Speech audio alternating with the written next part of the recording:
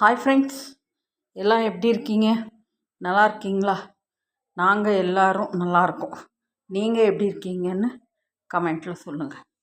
இன்றைக்கி எங்கள் வீட்டில் என்ன சமையல் செஞ்சோன்னு பார்க்கலாங்களா? வாங்க சமையல் என்னன்னு பார்க்கலாம்.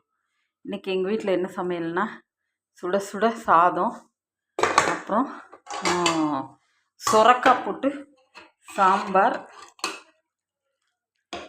அதுக்கப்புறம் கீரை பருப்பு போட்டு பொரியல், அப்புறம் இது முட்டை தொக்கு, அது கூட கொஞ்சம் தயிர். இதுதாங்க எங்கள் வீட்டில் நாங்கள் செஞ்ச சமையல். உங்கள் வீட்டிலெல்லாம் நீங்கள் என்ன செஞ்சீங்கன்னு கமெண்ட்டில் சொல்லுங்கள்.